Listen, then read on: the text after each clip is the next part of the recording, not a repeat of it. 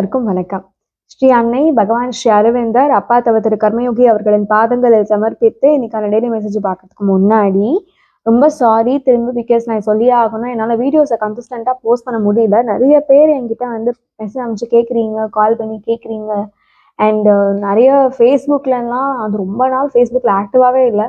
திரும்ப போய் பார்த்தா ஃபேஸ்புக்கில் நிறைய பேர் என்னை வந்து காண்டாக்ட் பண்ணியிருக்கீங்க, ஏன் பேசுங்கன்னு சொல்லி. பட் வந்து அதுக்கு காரணம் ஆக்சுவலி நான் கிடையாது, மதர் தான். பிகாஸ் நிறைய மாற்றங்கள் கொடுத்துருக்காங்க எனக்கு, நிறைய மாற்றங்கள், நிறைய பொறுப்பு, நான் எதிர்பார்க்காததெல்லாம் நிறைய கொடுத்துருக்காங்க. ஸோ அப்படி என்ன அவந்திகா அப்படின்னு கேட்டிங்கன்னா, ரொம்ப நல்லா கம்ஃபர்டபுளாக சூப்பராக அப்பாடா இப்போதானா நம்ம லைஃப் செட்டில் ஆகிருக்கு, ஜாலியாக கால் மேலே காலை போட்டுட்டு நிம்மதியாக உட்காந்து வேலை செஞ்சு, அதுவும் நம்ம படித்த படிப்புக்கு அதுக்கான வேலை செஞ்சு அது கை நிறைய சம்பளம் வாங்கி சூப்பராக ஹஸ்பண்டோட குழந்தையோட செட்டில் ஆகும்போது மதர் நினச்சாங்க, என்ன நீ இவ்வளோ கம்ஃபர்டபுளாக இருக்கியா, இரு உனக்கு நான் நெக்ஸ்ட் வேலையை தரேன்னு சொல்லிட்டு அந்த லீடர்ஷிப் ப்ரோக்ராம் கொடுத்தாங்க. அந்த லீடர்ஷிப் ப்ரோக்ராமில் வந்து சரி முடிச்சதுக்கப்புறமா அந்த 33 days ஃபேமிலியை விட்டு இருக்க சொல்லி அந்த அந்த ப்ரோக்ராமை கம்ப்ளீட் பண்ண வச்சாங்க. அதை முடிச்சதுக்கப்புறமா அங்கே ஒரு பெரிய ட்விஸ்ட்டே கொடுத்தாங்க. பிகாஸ் என்னோட ஃபீல்டில் நான் ரொம்ப நல்லா பண்ணிட்டு இருந்தேன். அண்ட் அதோட நுவான்சஸ் டெய்லியும் ஒவ்வொரு நாளும் புதுமையாக கற்றுக்கிட்டு சூப்பராக பண்ணிட்டு இருந்தேன். அதுக்கு சூப்பராக பண்ணிட்டு இருந்தேன். நான் எப்படி சொல்கிறேன் அப்படின்னா, எவ்ரி இயர் ப்ரொமோஷன், அப்ரிசியேஷன்ஸ் ஏதாவது வந்துக்கிட்டே இருக்கும், இன்க்ரிமெண்ட் அப்படி இப்படின்னு சூப்பராக வந்து நல்லா சூப்பராக லைஃப் போயிட்டு இருந்தது. வாடி வா அப்படின்னு சொல்லிட்டு திடீர்னு கூப்பிட்டு இந்த மாதிரி கம்ப்ளீட்டாக டொமைனை மாற்றி விட்டாங்க. அதே கம்பெனியில் அந்த லீடர்ஷிப் ப்ரோக்ராமால் என்னை வந்து கம்ப்ளீட்டாக வேறு ஒரு டொமைனுக்கு மூவ் பண்ண சொன்னாங்க என்னோட கம்பெனியில். இந்த யூஸ்வலாக வந்து நான் முதல்ல தெரியாமல் இருந்திருந்தேன் அப்படின்னா நான் வந்து யோசிச்சிருப்பேன், நான் ஏன் பண்ணணும், ஏன்னா எனக்கு கை நிறையா சம்பளம் கிடைக்கிது, நல்லா காசு வருது, நல்ல கம்ஃபர்டபுளான ஒரு வேலை, படித்த பேக்ரவுண்ட் அதாவது டொமைனில் வேலை, நான் ஏன் வந்து மாறணும்னு சொல்லியிருப்பேன். ஆனால் நான் யார்கிட்ட இருக்கேன், மதர்கிட்ட இருக்கேன் இல்லையா, என்ன வேண்டிக்கிறேன் டெய்லியும், மதர் எனக்கு என்ன கரெக்டுன்னு எனக்கு தெரியல, எனக்கு எது கரெக்டுன்னு உங்களுக்கு படுதோ அது மாதிரி தான் நான் செய்யணும், அதுக்கு நான் கட்டுப்படணும், உங்களுக்கு பிடிச்ச மாதிரி தான் நான் நடந்துக்கணும்னு சொல்லி தான் என்னோட ப்ரேயரே யூஸ்வலாகவே நான் பண்ணிப்பேன். பிகாஸ் நிறைய தடவை நான் நோட்டீஸ் பண்ணியிருக்கேன், நான் கேட்கறது தப்பாக இருக்கும், அதாவது நீங்கள் பார்த்துக்கோங்கன்னு சொல்லும் போது நிறைய நல்லதுன்னா நடக்கும். அதனால நான் என்னோட லைஃப்பில் வந்து ஐ திங்க் லைக் ஒரு 23 yearsலேருந்து மதர்கிட்ட வந்து நீங்களே பார்த்துக்கோங்க, எனக்கு எது நல்லதுன்னு எனக்கு தெரியல, பார்த்துக்கோங்கன்னு சொல்லி டெய்லியும் ப்ரேயரில் இப்படி தான் ப்ரே பண்ணுவேன். மதர் எனக்கு என்ன நல்லதுன்னு தெரியல, நீங்கள் பார்த்துக்கோங்க, நீங்கள் என்ன நினைக்கிறீங்களோ அதை நான் நல்லபடியாக செய்யணும், அதை நான் தப்பாமல் கரெக்டாக செய்யணும் அப்படின்றது மட்டும்தான் என்னோட ப்ரேயராக இருக்கும். அந்த மாதிரி வேண்டிக்கும் போது அது கான்சன்ட்ரேஷனாக மாறிடுச்சா என்னன்னு தெரியல. கோர்ஸ் அது கான்சன்ட்ரேஷனாக மாறும், பிகாஸ் அதில் எதிர்பார்ப்பு எதுவும் இல்லைல்ல. ஸோ அதை கம்ப்ளீட்டாக ட்ரஸ்ட் அப்படியே விடும்போது அது கான்சன்ட்ரேஷனாக மாறி இருக்குன்னு நான் புரிஞ்சுக்கிறேன், அது சரண்டர் ஆயிருக்குன்றதை நான் புரிஞ்சு அதுக்கப்புறமா வந்து இந்த லீடர்ஷிப் ப்ரோக்ராமில் வந்து ஜாபை நான் எடுத்துக்கிட்டேன். உள்ள அவ்வளோ ஒரு பயம், ஐயோ நம்மளால முடியுமா, இது செய்ய முடியுமா, ஏன்னா வந்து வேற ஒரு ஜாப் ஆச்சே, வேற ஒரு டொமைன் ஆச்சேன்றது பயம் உள்ள எனக்கு இல்லாமலாம் இல்லை, நிறைய பயம் இருந்தது. பிகாஸ் அதோட நுவான்சஸ் வந்து 7 வருஷம் நான் வேற ஒரு டொமைன்ல இருந்து நல்லா கம்ஃபர்டபுளாக இருக்கும்போது புது ஒரு டொமைன்ல தள்ளி விட்டு அந்த டொமைனை பற்றி உங்களுக்கு ஆல்ஃபபெட் கூட தெரியாதுன்னா எவ்வளோ கஷ்டமாக இருக்கும். பட் ஸ்டில் அது ஒரு மதர் கொடுத்தது, இதை நம்ம செய்யணும் அப்படின்ற பயம் தான் ஜாஸ்தியாக இருந்தது. நான் எடுத்து நான் செய்ய ஆரம்பித்தேன். இனிஷியலி கொஞ்சம் பயந்தேன், நிறைய மதர்கிட்ட ஃபோட்டோ பார்த்து பேசுவேன், என்ன மதர் இது எப்படி நான் செய்ய போகிறேன், எனக்கு யாராவது சொல்லி கூட கொடுக்க மாட்டாங்களே, எப்படி அதை ஆரம்பிக்கிறது, நம்ம என்ன ஃப்ரெஷராக 7 வருஷம் எக்ஸ்பீரியன்ஸ் இருக்குது, ஸோ எல்லாருமே நம்மளாக தான் பண்ணிக்கணும்னு நினைப்பாங்க, ஸோ எப்படி இது அப்படின்னு சொல்லிட்டு நான் டெய்லியும் ஃப்ரம் த ஸ்க்ராட்ச் ChatGPT ஒரு சின்ன விஷயமா இருந்தால் கூட போட்டு கற்றுக்கிட்டு அது மாதிரி பண்ணுவேன். ஒரு 3-4 months ஆச்சு அந்த வேலையை, புது வேலையை எடுத்து பண்ணிட்டு இருந்தேன். அதுலேயும் வந்து நிறைய கொஞ்சம் அப்ரிசியேஷன் வந்து கொஞ்சம் கம்ஃபர்டபுள் ஆக ஆரம்பித்தேன். ஓகே இதுதான் வேலையா அப்படின்னு புரிஞ்சுது. ஓகே முன்னாடி ஒன்றுமே புரியல, அதுக்கப்புறம் ஒரு 3 monthsல எனக்கு புரிஞ்சிடுச்சு, இதுதான் தாட் ப்ராசஸா, இதை இப்படி பண்ணலாமா, இது டிஃப்ரெண்ட்டாக இந்த மாதிரி செய்யலாமா, இந்த மாதிரி செய்யும் போது நல்லபடியாக நம்மளுக்கு வந்து கம்பெனிக்கு நம்மளுக்கு ரெவென்யூ கொண்டு வர முடியுமா, அந்த மாதிரிலாம் யோசிச்சுட்டு இருந்தேன். யோசிக்கும் போது நீ இதுலேயும் கம்ஃபர்டபுள் ஆறியா, இரு உனக்கு நான் வேற வேலை தரேன்னு சொல்லிட்டு அங்கேயே நீ கண்ட்ரியே மாத்துறேன் உன்னை அப்படின்னு சொல்லிட்டு இந்தியாவிலேருந்து யூகேக்கு வந்து போகிற ஆப்பர்ச்சுனிட்டி கொடுத்தாங்க.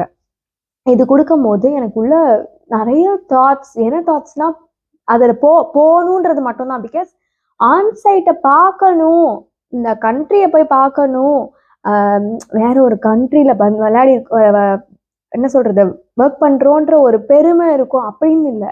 எனக்கு ஆக்சுவலி வந்து உள்ள ஒரு பயம்தான். வேற ஒரு கண்ட்ரில வந்து நம்ம தோக்கக்கூடாதுன்ற பயம்தான்.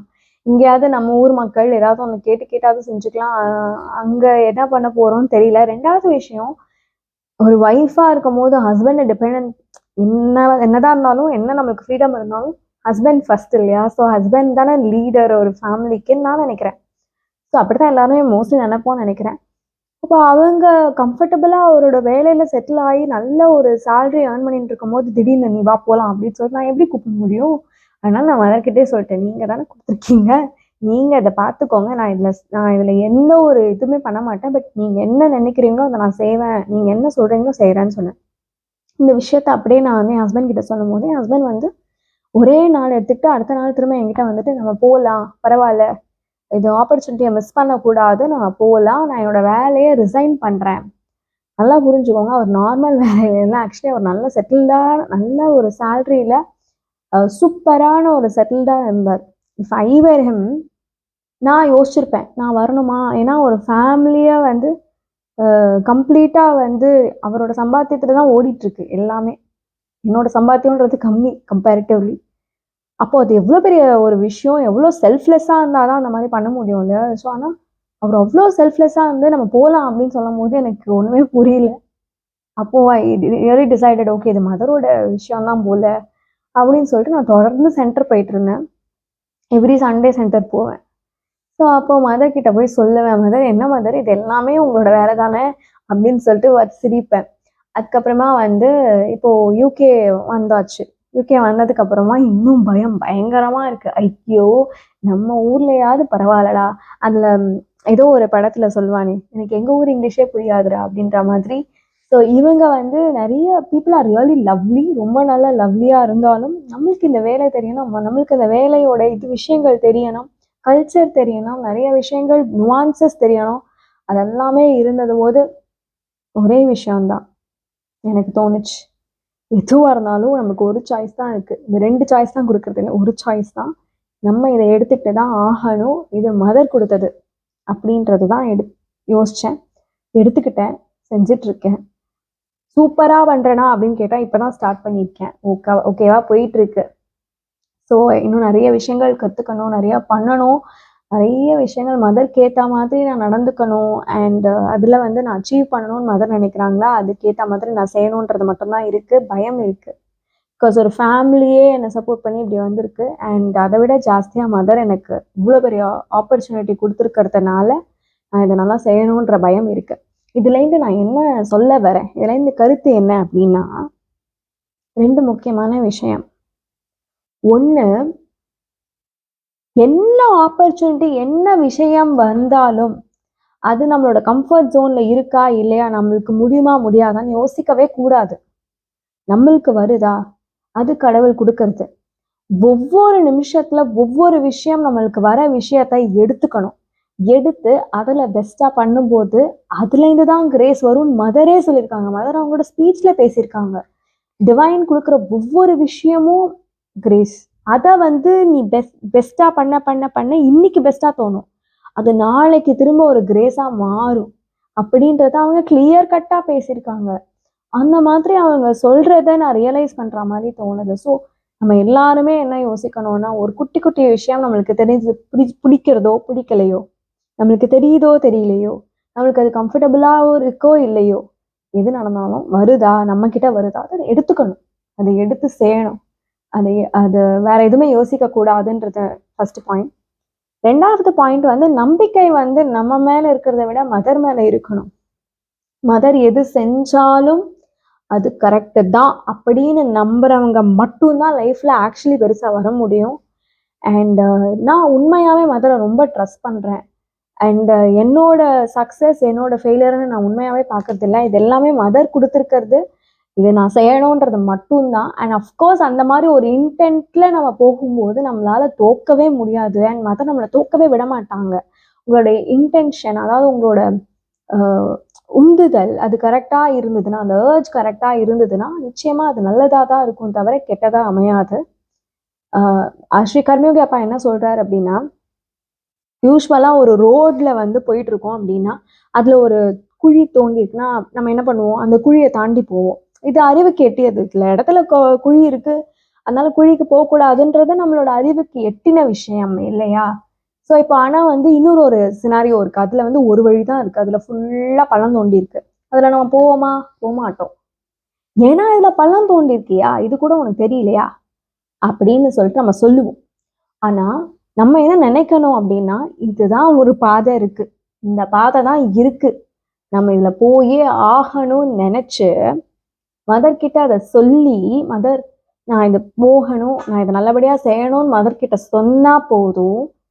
அப்புறம் கால் எடுத்து வச்சோம்னா அதுல இருக்கிற அந்த என்ன சொல்றது, அந்த குழி வந்து மறைஞ்சு தார் ரோடா மாறும்னு சொல்லி சொல்றாரு. ஸோ அத்தகைய நம்பிக்கை வேணும்.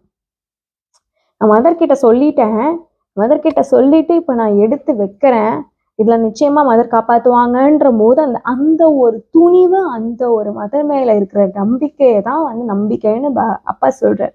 அந்த மாதிரி நம்ம வந்து மதர் மேல நம்பிக்கையை வச்சுட்டு என்ன ஒரு ஆப்பர்ச்சுனிட்டி, என்ன ஒரு விஷயம் நம்மளுக்கு கிடைச்சாலும் அதை எடுத்துக்கிட்டு அதுல வந்து முன்னேற ட்ரை பண்றவங்களுக்கு வாழ்க்கையில வெற்றி தவிர வேற ஆப்ஷனே கிடையாது அப்படின்ற நோட்டோட நன்றி.